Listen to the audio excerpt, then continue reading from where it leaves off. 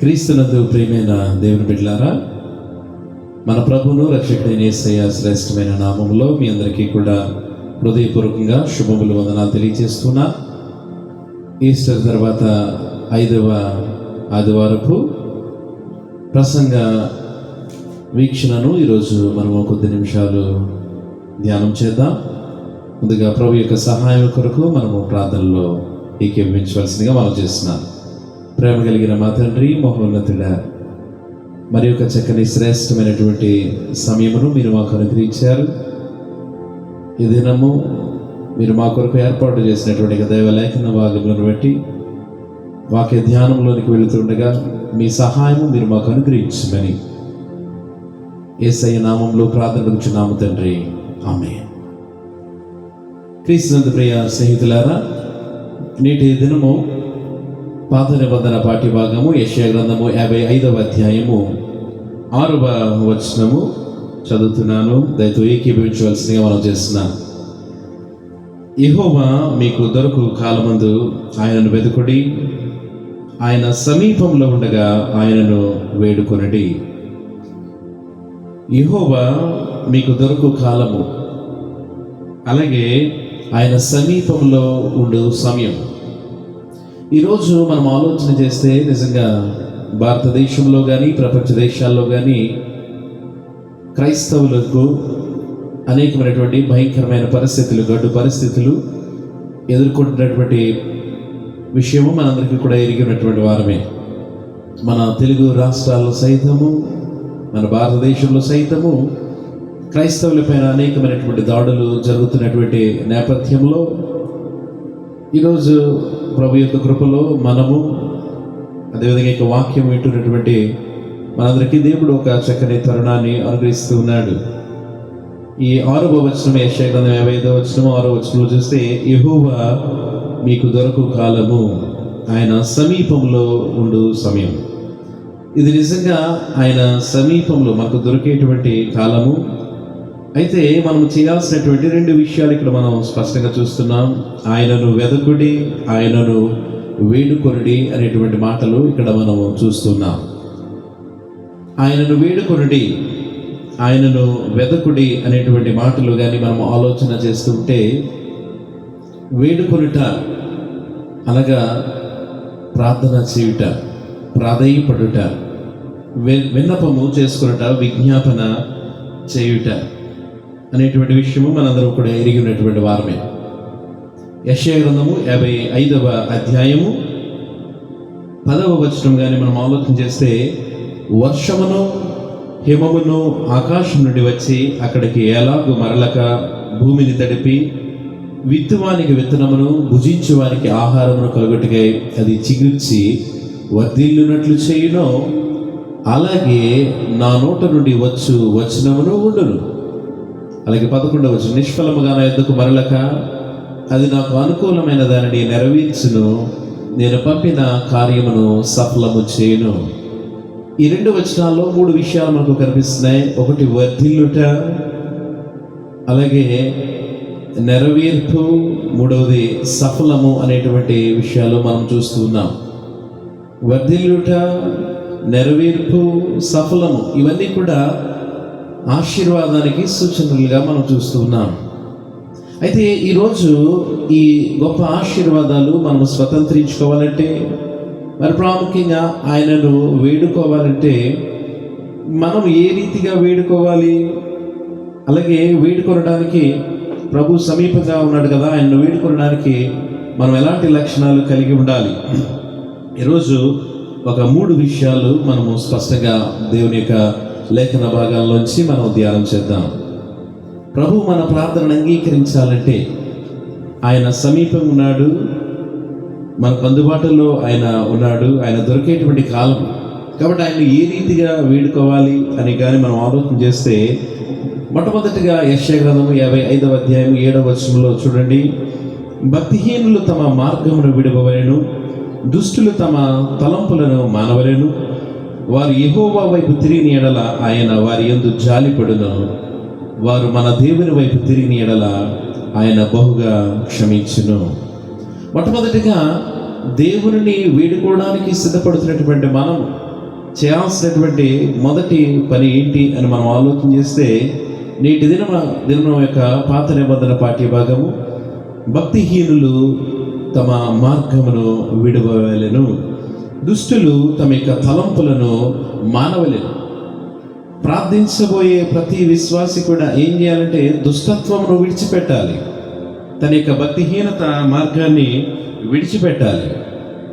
అది విడిచిపెట్టి ప్రార్థన చేసినప్పుడు ఆ యొక్క ప్రార్థన నిజంగా ప్రభువుకు అంగీకారం ఉంటుంది. యెషయా గ్రంథము 56వ అధ్యాయము 1వ వచనంలో కూడా మనం చూస్తే, యెహోవా ఇలాగు సెలవిచ్చుచున్నాడు, నా రక్షణ వచ్చుటకు సిద్ధముగా ఉన్నది, నా నీతి వెల్లడియుటకు సిద్ధముగా ఉన్నది, నా న్యాయ విధిని అనుసరించుడి, నీతిని అనుసరించి నడుచుకొనుడి. కాబట్టి దేవుని యొక్క రక్షణ సిద్ధముగా ఉన్నది, ఆయన నీతి వెల్లడియుటకు సిద్ధముగా ఉన్నది. అయితే ఈరోజు మనము దాన్ని పొందుకోవాలంటే, ఆయన రక్షణను, ఆయన నీతిని మనం పొందుకోవాలంటే ఆయన న్యాయ విధిని అనుసరించేటువంటి వారంగా ఉండాలి, ఆయన నీతిని మనము అనుసరించి నడుచుకునేటువంటి వారంగా ఉండాలని జ్ఞాపకం చేస్తున్నాను. ఇంకొక వచనం మనం చూస్తే యెషయా గ్రంథంలో 59వ అధ్యాయంలో కానీ మనం చూస్తే 59వ అధ్యాయము 1-3 వచనాల్లో మనం చూస్తున్నాం, రక్షింపనేరకయుండినట్లు యెహోవా హస్తము కొరచకాలేదు, విననేరకయుండినట్లు ఆయన చెవులు మందము కాలేదు, మీ దోషములు మీకును మీ దేవునికి అడ్డముగా వచ్చాను, మీ పాపములు ఆయన ముఖమును మీకు మరుగుపరిచెను గనుక ఆయన ఆలకింపకయున్నాడు. మీ చేతులు రక్తము చేతను, మీ వేళ్ళు దోషము చేతను అపవిత్రపరచబడి ఉన్నవి, మీ పెదవులు అబద్ధములాడుచున్నవి, మీ నాలుక కీడును బట్టి మాటలాడుచున్నది. దేవుడు మన ప్రార్థన వినడానికి సిద్ధముగానే ఉన్నాడు, ఆయన రక్షణ సిద్ధముగానే ఉన్నది. కానీ సమస్యలా మన యొక్క దోషములు మీకును దేవునికి అడ్డముగా వచ్చెను అని దేవుని యొక్క వాక్యము సెలవిస్తూ ఉన్నది.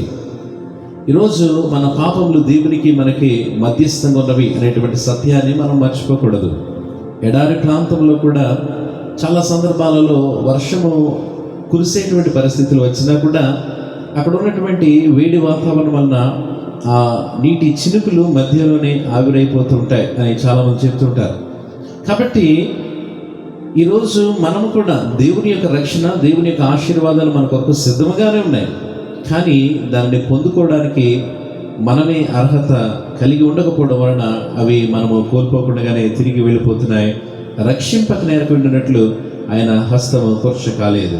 కాబట్టి ఈరోజు దేవుణ్ణి వేడుకునేటువంటి సమయము, ఆయన మనకు దొరికేటువంటి సమయము, ఆయన మనకు సమీపం ఉండేటువంటి సమయంలో ఆయన వెతుకుతూ ఆయన వేడుకొనాలి. అయితే ముందుగా మనం ఏం చేయాలంటే మన బ్రతుకులను సరిదిద్దుకోవాలి. దేవుని యొక్క వాక్యం సెలవిస్తున్నట్లుగా భక్తిహీనులు తమ యొక్క మార్గములను విడిచిపెట్టి దుష్టులు తమ యొక్క తలంపులను మానుకొనవలను అనేటువంటి సత్యాన్ని మనం మర్చిపోకూడదు. ఇక రెండవది, దేవుణ్ణి వేడుకునేటువంటి మనం కలిగి ఉండాల్సినటువంటి మరి యొక్క విషయం, లేదంటే మన ప్రార్థనలో మన వేడుకునటలో ఉండేటువంటి మరి యొక్క లోపం ఏంటంటే, నేటి దినము మన కొరకు ఏర్పాటు చేయబడిన పత్రిక పాఠ్య భాగము తిమోతి గారికి పౌలు గారు రాసినటువంటి మొదటి పత్రిక 2వ అధ్యాయంలో 1వ వచనంలో కానీ మనం ఆలోచన చేస్తే, మనము సంపూర్ణ భక్తియు మాన్యతయు కలిగి నెమ్మదిగాను సుఖముగాను బ్రతుకు నిమిత్తము అన్నిటికంటే ముఖ్యముగా మనుష్యులందరి కొరకును, రాజుల కొరకును, అధికారులందరి కొరకును విజ్ఞాపనలను, ప్రార్థనలను, యాచనలను, కృతజ్ఞతాస్తుతులను చేయవలనని హెచ్చరించుచున్నాను. ఈ మొదటి వచనం కానీ మనం ఆలోచన చేస్తే, అన్నిటికంటే ముఖ్యముగా మనుష్యులందరి కొరకు మనము ప్రార్థన చేసేటువంటి వారు ఉండాలి.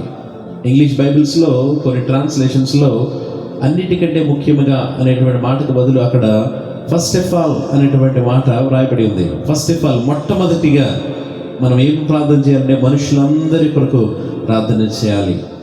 మన ప్రార్థన కేవలం మన కుటుంబానికి మాత్రమే పరిమితం కాకూడదు, మన అవసరములు అక్కర్లకు మాత్రమే పరిమితం కాకూడదు, కేవలము మన సంఘానికి మన ప్రాంతానికి మాత్రమే పరిమితం కాకూడదు. కానీ మనుషులందరి కొరకు ప్రార్థించేటువంటి వారు ఉండాలి.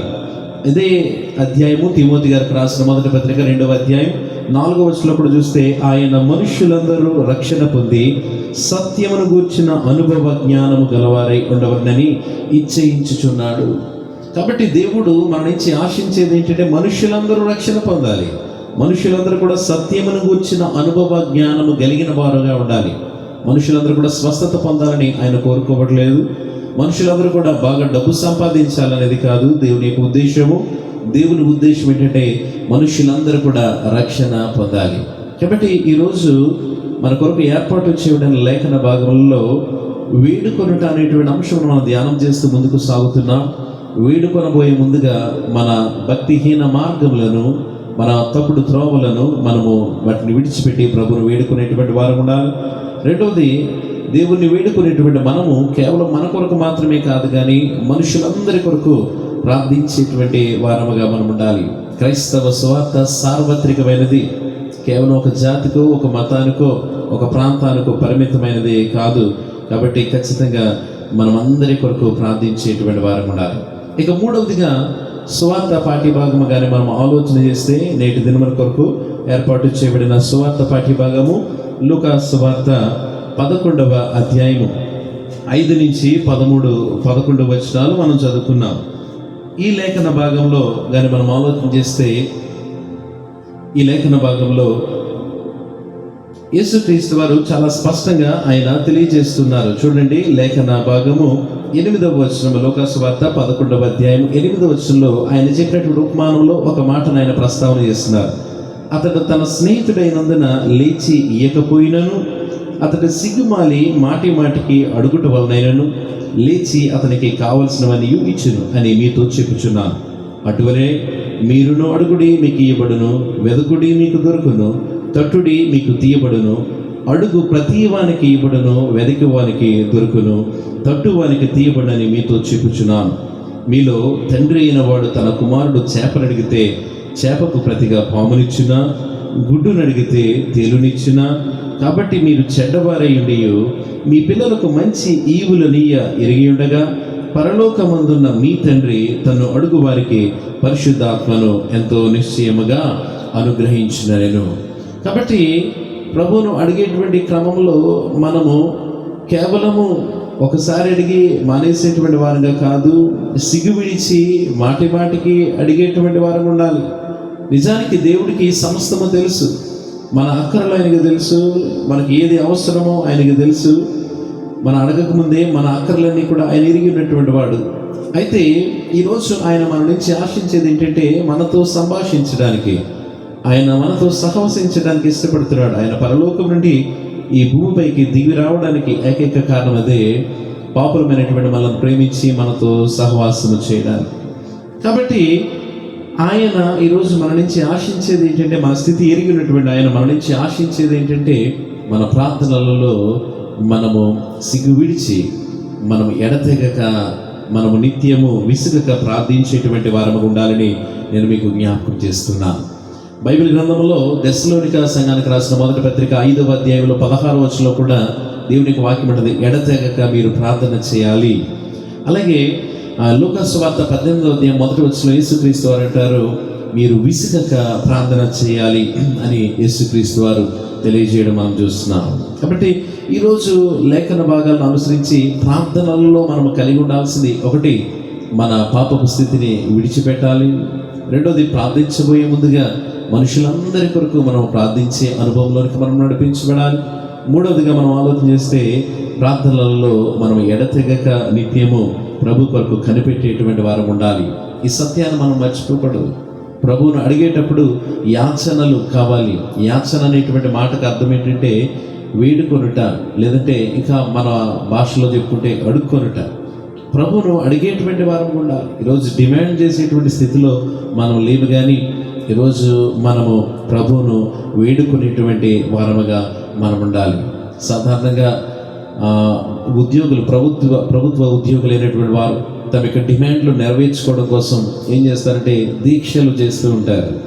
ఈరోజు చాలామంది క్రైస్తవ విశ్వాసులు కూడా అలాగే దేవుని దగ్గర కూడా తమ యొక్క డిమాండ్లు నెరవేర్చుకోవడం కోసం ఉపవాస దీక్షలు చేస్తున్నారు. కానీ ఈరోజు మనం ఆ రీతిగా కాకుండా ప్రభువును వేడుకునేటువంటి వారు ఉండాలి. ఎందుకంటే ఆయన మన కొరకు తన యొక్క ప్రాణంను వెలగా చెల్లించాడు. ఆయన మన కొరకు తనకు విలువైనటువంటి రక్తంను చిందించాడు. ఆయన తనకి జీవితాన్ని మన కొరకు బలిగా పనంగా పెట్టాడు. కాబట్టి ప్రభు సమస్తమును మన కొరకు ఆయన వెచ్చించి ఉన్నాడు. ఈరోజు మనము ఆయనను బ్రతిమలాడుకుంటూ మన ముందుకు సాగాలి. కాబట్టి ఈ ఈస్టర్ తర్వాత 5వ ఆదివారపు ఆరాధన కొరకు ఏర్పాటు చేయబడిన లేఖన భాగాలను మనం ఆలోచన చేస్తే, వేడుకొనుట ఏ రీతిగా వేడుకొనాలి అంటే, మొట్టమొదటిగా మన భక్తిహీన క్రియలను మనం విడిచిపెట్టాలి. మనకి తప్పుడు త్రోవలను, లేదంటే అన్యాయపు క్రియలను, కీడు యోచించేటువంటి హృదయాలను మనం విడిచిపెట్టి మనము ప్రభువును వేడుకునేటువంటి వారం ఉండాలి. రెండవది మనం చూస్తే, ఈరోజు మనం ప్రభు యొక్క సన్నిధానికి వస్తుంటే మనం అందరం కూడా కేవలం మన కొరకు మాత్రమే కాదు కానీ మనుషులందరి కొరకు ప్రార్థించేటువంటి అనుభవంలోనికి మనం నడిపించబడాలి. మూడవదిగా విసుకక, ఎడతెగక, సిగ్గు విడిచిపెట్టి మనం ప్రభు కొరకు ప్రభువును వేడుకునేటువంటి వారం ఉండాలి. దేవుని దగ్గర మనం యథార్థంగా ఉన్నప్పుడు దేవుడు ఖచ్చితంగా ఆయన యొక్క దీవెనలు మనందరికీ కూడా సంప్రాప్తిస్తాయి. మోషే గారిని దేవుడు దర్శించినప్పుడు, మోషే నీవు ఇశ్రాయేలు ప్రజలను రక్షించడానికి వెళ్ళాలన్నప్పుడు మోషే గారు యథార్థంగా తన యొక్క స్థితిని ఒప్పుకున్నారు. అయ్యా, నేను నోటి మాంద్యము కలిగినటువంటి వాడాను అని తన యొక్క స్థితిని ఆయన యథార్థంగా ఒప్పుకున్నట్లుగా మనం చూస్తున్నాం. కాబట్టి ఈరోజు యథార్థంగా మన పరిస్థితులను, మనకి స్థితిగతులను మనం ఒప్పుకున్నప్పుడు ఆయన త్రోసివేసేటువంటి వాడు కాదు, ఆయన నమ్మదగిన వాడు, నీతిమంతుడు కనుక మన ప్రతి పాపమును కడిగి మనల్ని పవిత్రులుగా చేస్తాడు. ఆయన నిత్య రాజ్యంలోనికి చేరడానికి మనకు అర్హత ఆయన అనుగ్రహిస్తాడు. అటు కృప పరిశుద్ధాత్మ దేవుడు మనందరికీ అనుగ్రహించింది గాక. ఆమేన్. చిన్న ప్రార్థన. మా ప్రభువా, మా దేవా, ఈ దినము ఈ లేఖన భాగముల ద్వారా వేడుకొనుట అనేటువంటి అంశమును మేము క్లుప్తంగా ధ్యానం చేసుకున్నాం. వేడుకొనబోయే ముందుగా మా బ్రతుకులు మేము మార్చుకోవాలి. కేవలం మా కొరకు మాత్రమే కాదు, మనుషులందరి కొరకు మేము వేడుకోవాలి. మరి ప్రాముఖ్యంగా విసుకక, నిత్యము ఎడతెగక ప్రార్థించేటువంటి వారుగా, సిగ్గు విడిచి మిమ్మల్ని అడుగేటువంటి వారుగా, ప్రార్థన విజ్ఞాపనలతో మేము ముందుకు సాగేటువంటి గొప్ప కృప మీరు మాకు అనుగ్రహించమని యేసయ్య నామములో ప్రార్థన అడుగుచున్నాము తండ్రి. ఆమేన్. God bless you. అందరికీ వందనాలు.